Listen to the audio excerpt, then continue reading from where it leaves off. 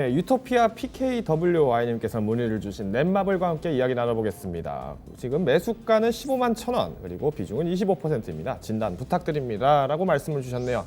자, 15만 1,000원이라는 매수가 딱 듣자마자 떠오르는 거, 최근에 들어가셨구나. 어느 정도 게임 섹터 또 한번 호재가 몰아칠까 기대감에 올라타셨다라는 느낌이 없지 않아 있는데요. 실제로 최근 들어서 게임에 대한 부분들 굉장히 이슈 많이 받고 있습니다. 실제로 제가 작년까지 했을 때도 특히 오늘장 MVP나 이런 종목에서도 게임 산업을 굉장히 주목해야 된다라고 강조를 드렸었는데요.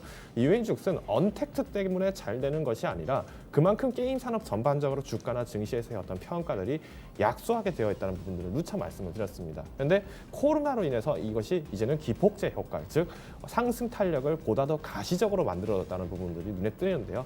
대표적인 종목 중 하나가 바로 이 넷마블입니다. 실제로 넷마블 주가 보신 분들은 아시겠지만은 작년 한 해까지 이거 정말 들고 가도 되나요?라고 걱정 많이 하신 분들 계셨을 텐데요. 자, 그러면 과거의 주가와 그리고 현재의 주가들 그리고 수급 상황까지 같이 보시면서 전반적으로 어떻게 대응하시면 좋을지 이야기를 나눠보겠습니다. 자, 일단은 지금 151봉을 제가 띄워놨는데요. 사실 아까 말씀드린 것처럼 게임 산업들 정말 평가 적었다라고 하는 이유 보시면 아실 겁니다. 지금 주가 움직임이 없었어요. 그러니까 3월에 그러니까 2020년 3월 그러니까 코로나 터졌을 때도 사실 주가 움직임들 보면은 등락은 어느 정도 있지만은 오히려 움직임들이 그다지 최근 들어서의 어떤 상승 탄력처럼 높진 않았다라는 거죠. 즉 우리가 넷마블 사서 이득 봤다라고 하면은 뭐 3%, 4%, 5% 잠깐 반짝반짝할 때 팔았다 이런 얘기가 겨우 나오는 정도였고 오히려 이런 평가들이 더 적절하게 대응하지 못했다라는 점. 즉 다른 게임주들은 굉장히 잘 갔는데 넷마블이나 넥슨 GT 같은 이런 종목들 유독 잘 가지 못했었다라는 아쉬움이 컸다는 거죠. 자, 그러면은 지금 우리가 과거 이력까지 한번 좀 더 차트를 늘려서 한번 보겠습니다. 넷마블 정말 그렇게 과거에 재미가 없었기만 했느냐? 아니죠. 지금 보시면 아시겠지만은 넷마블 이전 고점 같은 경우에 지금 보시면은 거의 16만 원 돌파한 지가 오래입니다. 그러니까 최근 들어서 이런 이슈들이 다시 한번 조명이 되면서 자신감들이 나와주고 있는 거예요. 즉 과거의 영광 회복하겠다라는 부분들이 지금 최근의 게임주들 특히 못 갔던 종목들에 대해서 탄력이 나와 있는 이유입니다. 그러면 지금 보시면 아시겠지만은 지금 19년도 6월부터 해서 급락 한번 나오고 그리고 또 넷마블 같은 경우는 코웨이 인수 관련해서 이슈들이 나왔기 때문에 단기간에서의 펀더멘탈 흔들릴 가능성이 있다. 이런 얘기들까지 나오니까 게임 산업인지 아니면 이게 전반적인 어떤 홀딩스의 개념인지 이해를 잘 못하고 접근하시는 분들이 많았어요. 자, 그러면 이제 앞으로의 상황들은 어떻게 보셔야 되냐? 이제 우리가 바라봐야 될 점들은 신고가 돌파 이후의 상승 탄력들 계속 올라갈 것이냐라는 기대감인데 제가 넥슨 GT랑 같이 한번 잠깐 보여드릴게요. 넥슨 GT 차트를 한번 보시면 실제로 지금 움직임이 넥슨 GT는 꾸준하게 상승은 했습니다. 탄력들이 조금 둔했지만 그래도 꾸준하게 회복은 계속하고 있었고 특히 코로나 이후의 상승은 가시적이었다는 부분을 봤을 때는 게임 종목들 정말 이런 급등했을 때는 어느 정도 매도 전략 취하면서 다른 종목을 바라보는 것도 하나의 전략이 되지 않을까라고 저는 소개를 드리고 싶어요. 왜 그러냐면 우리가 실제로 제가 이제 코덱스 게임 산업과 관련된 부분들을 제가 한 번씩 종종 예를 많이 들어드렸는데요.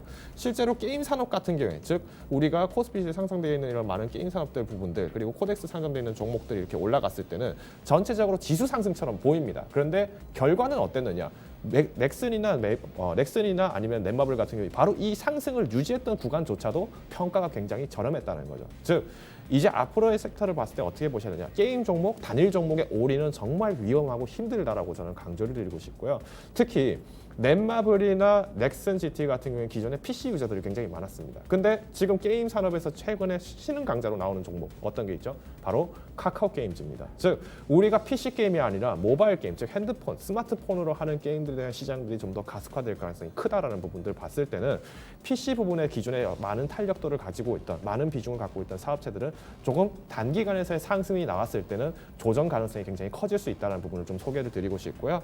오히려 저는 25% 비중이면 15% 정도 깎으세요. 10% 정도만 남겨놓으시고 오히려 상승 탄력 나는 게임 산업들 좀 더 꾸준하게 올라가겠다. 그렇게 기대 가치로 보셔야 되는 거지 이 종목을 마치 성장주로 계속 유지하기는 어려울 것 같다라는 게 제 개인적인 소견입니다. 자, 그럼 마지막으로 수급 보고 마무리를 짓겠습니다.